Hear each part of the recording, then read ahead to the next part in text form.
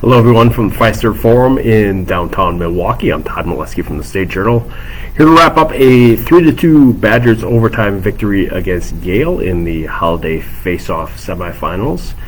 A victory that gets the Badgers into a championship game of this tournament, where they will play Providence on Wednesday night at 7:30. Badgers led 2-0 in the third period, but saw that go poof in about 4.5 minutes when Yale got goals by Teddy Wooding and Henry Wagner to pull back to even, and then Badgers got put on their heels for a while there in that stretch. Not a whole lot of chances either way in the third period, but a few of them went in. So there were, I would say that there were a few missteps by the Badgers in the third, and a real obvious one came late in the last 20 seconds. Corson Kuhlman's fanned on a puck and turned it over and gave, I believe it was Cole Donhauser for Yale, a point-blank chance that I believe Jared Moe got a piece of and sent it over the net. Which was an unfortunate way to end it, and didn't end the night, but for Corson Kuhlman, he had done a really good job all night. I thought was active, was maybe trying to do a little bit too much. I think would be a way of critiquing him. But when he did that, he was carrying the puck well and able to get through defenders and created a few chances off of that. But in the end, the Badgers get the victory because Brock Caulfield scores in the 3-on-3 overtime. His second overtime goal of the season. He also won the game against Minnesota at the Kohl Center back in November. And it was I wrote about this in the story that's going up on madison.com and will be in Wednesday's State Journal. It was a kind of a Wisconsin-centric kind of night here. First Badgers game in Milwaukee since 2006. First time a holiday tournament returns to Wisconsin since January of 2010. And then there's 5 Wisconsin natives in the starting lineup, 4 for the Badgers, 1 for Yale. The goalie Nathan Reed, a Sun Prairie native. And then Zach Erdahl goes out and scores his first goal, Eau Claire native, and then the Stevens Point kid, Brock Caulfield, gets the overtime goal. So a lot of that wrapped into a nice little package here for the Badgers tonight. Important thing out of it is that they get victory. I mean, they were clear on that. Tony Granato said right after the last game of the first half, they've got to take this game and treat it as their Stanley Cup. We all know where the Badgers are this season. This makes them 6-12-1. They're a long way away from being contenders in anything. So you have to take these opportunities and use them for the positives that they can be. The Badgers have a chance to win a championship. That's it's a 2-day thing, but it can mean something. It can be a highlight for the season, even if the season has been pretty dour, all in all. So we'll see how that goes tomorrow. Providence is a pretty formidable opponent, number 16 in the country. Looks pretty good tonight. It was a 6-2 victory over Bowling Green, but that game was 2-2 going.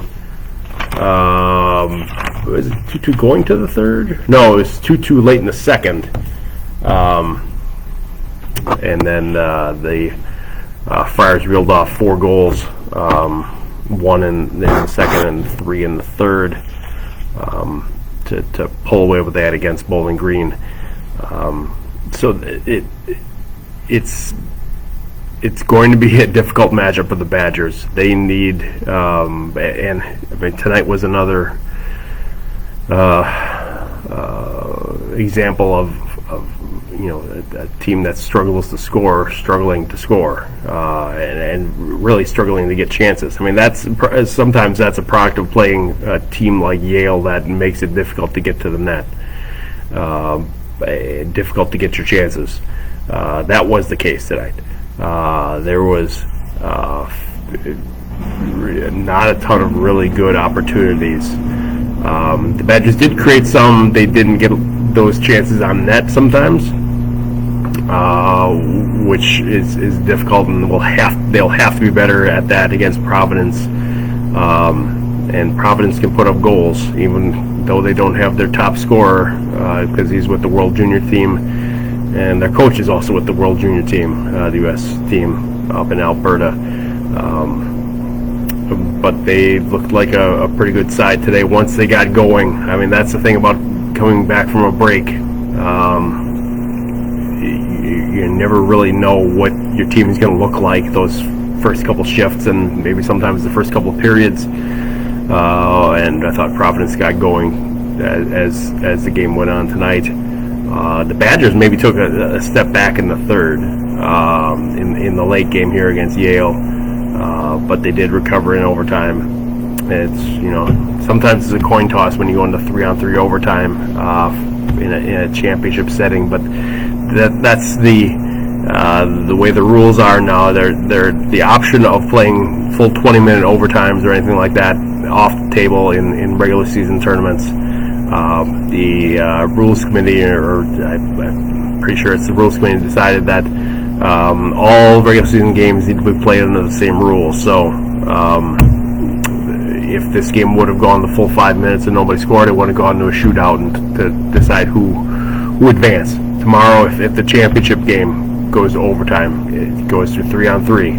If nobody scores in the 3-on-3, the champion's decided by a shootout winner, like it was in 2010 as well with the Badgers and playing Yale. So a little bit of a connection there too. But all in all, I thought Jared Moe played pretty well for the Badgers. He was victimized by a couple of goals that the puck bounced around. It's hard to pin blame on anyone for those. One was off a block, and that the puck then pinballed around in front and left an opening. The other one was a redirection in front. Maybe that could have been the players could have been moved out a little bit better by the UW defenders. But all in all, Moe has. There was one stretch in the first period. Pretty sure it was the first period where he was credited with 6 saves in a 40-second span, and it was rapid fire. He had to be really good. One of them was on a rebound. Had to kick out his right pad and did a really good job with that. And so it was a strong outing by him. I mentioned Kuhlman's, except for that late misstep, had a really good game, I thought. And then you get into some of the. Anthony Kerr was really noticeable early in the game too. I thought from a defensive standpoint for the Badgers, he made a lot of active plays, and in fact got 3 shots on goal in the first period, and that was something we hadn't really seen out of him too much this season. It was we'd seen that in his freshman season where he had games where he was able to have a big impact, and maybe that hasn't happened as much for him this year. So I think the Badgers would like to see that return and be a more frequent thing. So that's where we're at here after the first night of the inaugural holiday face-off at Fiserv Forum. The results today, again, Providence 6-2 over Bowling Green.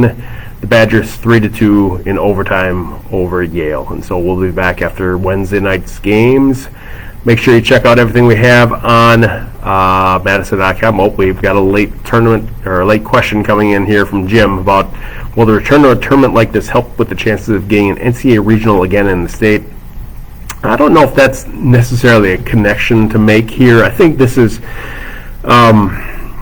the bidding on those is probably for buildings that are not as big as this. However, I don't know if the configuration of this building works for something like the Frozen Four. The end zone seating has to be worked out. There's no permanent hockey press box big enough to handle the number of people needed at a hockey Frozen Four. The Fiserv Forum people had been saying a few years ago, yes, we want to get involved in that again. I don't know if a regional is the kind of thing they would want to get involved with here. Then you talk about Green Bay. I think that's a different story altogether. You're thinking about, Michigan Tech was the host of those, so I don't know what their interest is anymore in working on that in Green Bay, but hard to say. There's a real need for more sites in the West. Green Bay was one of them for a while and then has fallen off. When they curtain off the upper deck here and make it into I don't know what the number would be, 8,000 seat arena, maybe that's something that size-wise would be right for a regional. I guess we'll have to see if that. I'll ask around about that and see if that ever becomes a thought after this event. So good question. I will follow up with that down the road here. So that's gonna wrap it up. Talk to you tomorrow. Thanks for joining me. Check out everything on madison.com and in Wednesday State Journal. Have a good night, everyone.